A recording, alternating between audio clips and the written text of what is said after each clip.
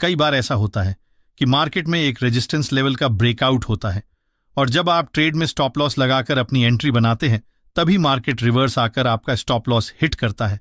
तो इसका असल वजह ट्रैप ट्रेडिंग है। ये एक ऐसा कॉन्सेप्ट है जो हर ट्रेडर को कंफ्यूज करता है, बट आज के इस वीडियो में हम बहुत सिंपल भाषा में सीखने वाले हैं ट्रैप ट्रेडिंग क्या होती है, हम इसे कैसे पहचान सकते हैं और इसका फायदा उठाकर कैसे प्रॉफिट बना सकते हैं। तो ये वीडियो ट्रेडर के लिए काफी इंपॉर्टेंट होने वाली। आइए हम एक एक करके सभी को समझते हैं। सबसे पहले हम समझते हैं ट्रैप ट्रेडिंग क्या होता है। चार्ट पर यह एक इंपॉर्टेंट रेजिस्टेंस जोन है।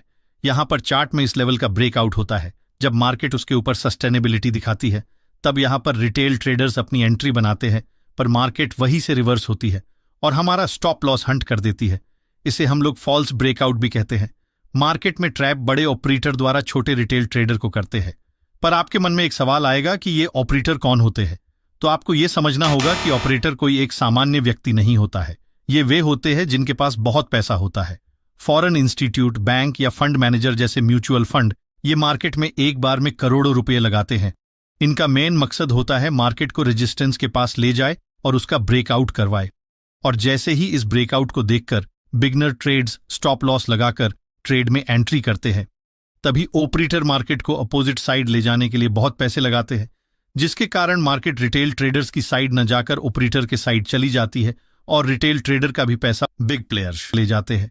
तो आपके मन में ये सवाल आएगा, big players stop loss Hunt क्यों करते हैं? तो देखिए, ट्रेडिंग एक जीरो सम गेम है जिसमें किसी एक को लॉस होती है तभी दूसरे को प्रॉफिट होती है। यानी आपको जितना पैसा लॉस होता है उतना ही प्रॉफिट किसी को होती है, और आपको जब प्रॉफिट होता है तो इसका मतलब है कि किसी को लॉस होगा। इसलिए ऑपरेटर मार्केट में लिक्विडिटी लेने के लिए छोटे रिटेल ट्रेडर्स का स्टॉप लॉस हंट करते हैं। पर जो trader stop loss hunting strategy को समझ जाता है वो लॉस को कम कर सकते हैं और अच्छी प्रॉफिट भी बना सकते हैं। तो आइए जानते हैं चार्ट पर फेक ब्रेकआउट या ट्रैप ट्रेडिंग को कैसे आइडेंटिफाई कर सकते हैं और अपने लॉसेस को कम करके कैसे प्रॉफिट बना सकते हैं। ट्रेडिंग को आइडेंटिफाई करने के साथ साथ वॉल्यूम को एनालाइज करना भी जरूरी है, क्योंकि भले ही प्राइस कुछ ना बताए पर वॉल्यूम से यह पता चल सकता है कि ब्रेकआउट फेल होने वाला है या नहीं। वॉल्यूम आपको यह दिखा सकता है कि मार्केट में बड़े ऑर्डर्स कब एग्जीक्यूट हो रहे हैं, यानी कि मार्केट में बिग प्लेयर एंट्री कर रहे हैं या नहीं। तो इसके लिए हमें वॉल्यूम को देखना बहुत जरूरी है, क्योंकि कई बार प्राइस हमें चार्ट पर गलत जानकारी देती है और हमें ट्रैप करने की कोशिश करती है। पर आपको पता नहीं कि चार्ट पर वॉल्यूम कैसे लगाए। तो ये बहुत सिंपल है। जब आप ट्रेडिंग व्यू की वेबसाइट खोलते हैं और इंडिकेटर वाले सेक्शन में जाकर वॉल्यूम सर्च करते हैं और इस पर क्लिक करते हैं तो ये आपके चार्ट पर कुछ इस तरह से शो होने लगेगी। चलिए जानते हैं कि वॉल्यूम की मदद से हम कैसे फेक ब्रेकआउट को आइडेंटिफाई कर सकते हैं। इस चार्ट में प्राइस ग्रीन कैंडल बनाते हुए ऊपर की तरफ जा रही है। जैसे ही प्राइस इस रेसिस्टेंस लेवल को ब्रेक करती है और थोड़ी ऊपर जाकर छोटे छोटे रेड कैंडल बनाते हुए नीचे की तरफ रिट्रेस होती है, ऐसे समय में हमें वॉल्यूम पर ध्यान देने की जरूरत होती है। हमें यह देखना चाहिए कि जब प्राइस ऊपर जा रही थी तब वॉल्यूम धीरे धीरे बढ़ रहा था या नहीं। अगर वॉल्यूम बढ़ रहा हो तो यह हमारे लिए एक अच्छा संकेत है कि बायर्स में काफी मजबूती है, और जब प्राइस छोटे छोटे कैंडल बनाते हुए रिट्रेस होकर वापस ब्रेकआउट लेवल पर आती है तब वॉल्यूम छोटे छोटे होना चाहिए। अगर रिट्रेसमेंट की वॉल्यूम ब्रेकआउट वॉल्यूम से कम है तो यह हमारे लिए एक संकेत है कि सेलर्स मार्केट में कमजोर हैं। इसका मतलब है कि जब प्राइस नीचे की तरफ आ रही है तो सेलर्स ज्यादा क्वांटिटी में मार्केट में एंट्री नहीं ले रहे हैं, जिससे वॉल्यूम बार की साइज छोटे छोटे हो रहे हैं। रिट्रेसमेंट के बाद जब प्राइस बड़े ग्रीन कैंडल बनाते हुए रीसेंट हाई को ब्रेक करके स्विंग हाई के ऊपर क्लोज करती है और इस ब्रेकआउट कैंडल की वॉल्यूम रिट्रेसमेंट कैंडल के वॉल्यूम से ज्यादा होती है, तो ये हमारे लिए एक परफेक्ट सेटअप होता है जहां हम बाई पोजीशन बना सकते हैं। ये एक रियल ब्रेकआउट का संकेत होता है। ऐसे समय में ज्यादा सोचने की जरूरत नहीं होती। हमें बाई पोजीशन में एंट्री लेकर अच्छे रिस्क रिवॉर्ड के साथ प्रॉफिट बनाना चाहिए। जैसा कि हम सभी जानते हैं, कोई भी सेटअप 100% विन रेट के साथ परफेक्ट नहीं होता है, लेकिन ज्यादातर समय ऐसे ब्रेकआउट हमें टारगेट अचीव करवाते हैं। अब हम जानते हैं कि फेक ब्रेकआउट को कैसे आइडेंटिफाई करेंगे। जब प्राइस रेसिस्टेंस लेवल को ब्रेक करके ऊपर क्लोज करती है और कुछ कैंडल बनाती है तब हमें वॉल्यूम धीरे धीरे बढ़ते हुए दिखाई देता है। लेकिन जब प्राइस रिट्रेसमेंट के लिए नीचे आती है और ब्रेकआउट लेवल के नीचे जाकर क्लोज होती है, ऐसे समय में हमें अलर्ट हो जाना चाहिए, क्योंकि यह ब्रेकआउट फेल होने की पहली निशानी है।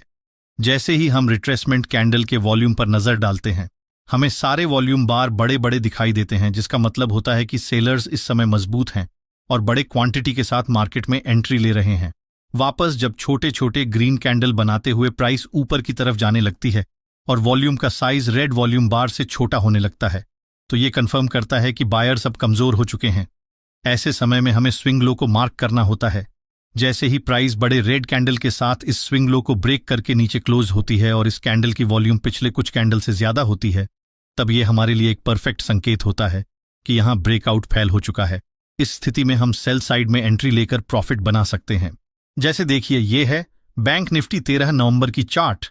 इस चार्ट में आप देख सकते हैं मार्केट एक जोन में है और इसी रेंज में ट्रेड कर रही है, पर इस कैंडल ने ये रेजिस्टेंस जोन को ब्रेकआउट कर दिया और इसके ऊपर सस्टेनेबिलिटी भी दिखाए, जिसको देखते हुए जितने भी नए ट्रेडर है इस ट्रेड में अपनी एंट्री बना लिए होंगे।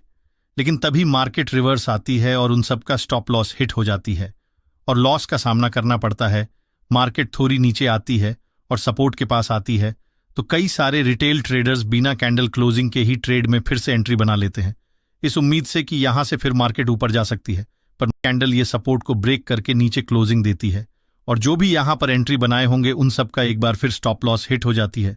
इसलिए वे नेक्स्ट टाइम ट्रेड में एंट्री नहीं लेते हैं, because already 2 bar stop loss hit हो चुकी है। अब हम इसी चार्ट को एक दूसरी नजरिए से देखते हैं, जहां हम वॉल्यूम का इस्तेमाल भी करेंगे। तो हम लोग देखते हैं कि चार्ट में इस इंपॉर्टेंट जोन का ब्रेकआउट हुआ, पर कोई बड़ी वॉल्यूम की नहीं बनी है। इसलिए हम इस जगह पर थोड़ी वेट करते हैं और देखते हैं मार्केट फिर अपने सपोर्ट एरिया के पास आती है और इस सपोर्ट को ब्रेक करके नीचे की साइड ही क्लोजिंग देती है। पर इस बार वॉल्यूम को देखकर ट्रेड कर रहे हैं, इसलिए हम वॉल्यूम को देखते हैं तो यहाँ एक वॉल्यूम बार बनी है जो बाकी सारी वॉल्यूम बार से बड़ी और कैंडल इस सपोर्ट एरिया को ब्रेक करके डाउन साइड क्लोजिंग भी दी है।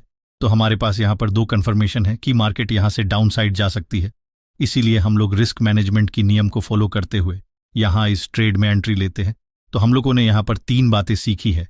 पहला, हमें अपने में पेशेंस लानी चाहिए। दूसरा, हमेशा कैंडल क्लोजिंग का वेट करना चाहिए और तीसरा, वॉल्यूम को देखकर ट्रेड लेनी चाहिए। पर आपको यह भी पता होनी चाहिए कि हर बार ब्रेकआउट फेल नहीं होते, लेकिन यह जानना जरूरी है कि हमें ट्रैप ट्रेडिंग में एंट्री कब लेनी चाहिए और कब नहीं। इसके लिए हमें उन लेवल्स को समझना होगा जहां फेक ब्रेकआउट ज्यादा होते हैं। ये कुछ इंपॉर्टेंट लेवल्स है जहां ब्रेकआउट अक्सर फेल होते हैं। पहला, previous day high and low. पिछले दिन के हाई और लो मार्केट के लिए इंपॉर्टेंट लेवल्स होते हैं। जब कीमत इन लेवल्स को सीधे बिना रुके तोड़ती है तो अक्सर फेक ब्रेकआउट होता है। दूसरा, current day high and low. आज के दिन का सबसे हाई और सबसे लो लेवल भी फेक ब्रेकआउट का कारण बन सकता है। जब कीमत बिना समय लिए इन लेवल्स को तोड़ती है तो फेक ब्रेकआउट की संभावना बढ़ जाती है। तीसरा, साइकोलॉजिकल लेवल्स। ऐसे राउंड फिगर जैसे 24,000, 24,500 या 23,000 को साइकोलॉजिकल लेवल्स कहते हैं। इन जगहों पर ज्यादातर फेक ब्रेकआउट देखने को मिलते हैं। उदाहरण के लिए, अगर निफ्टी 24,000 के आसपास है तो 24,000 एक महत्वपूर्ण लेवल होगा।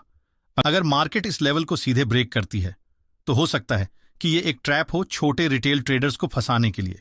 इसलिए ऐसे लेवल पर हमें सोच समझकर ट्रेड करनी चाहिए और ऑपरेटर की पॉइंट ऑफ व्यू से चार्ट को एनालाइज करना चाहिए, क्योंकि Indian market stop loss hunting पर ही चलती है। हमें इससे बचना है और प्रॉफिट बनाना है, तो अपने में पेशेंस लाना पड़ेगा, तभी आप एक प्रॉफिटेबल ट्रेडर बन पाइएगा। आइए अब समझते हैं ट्रैप ट्रेडिंग में सही एंट्री का तरीका। पहला, जब प्राइस किसी महत्वपूर्ण लेवल को बिना समय बिताए सीधा तोड़ दे तो समझिए फेक ब्रेकआउट हो सकता है। ऐसे में आप फेक ब्रेकआउट ट्रेड में एंट्री ले सकते हैं। दूसरा, अगर प्राइस ब्रेकआउट से पहले उस लेवल पर रुककर समय बिताए तो वह असली ब्रेकआउट होगा।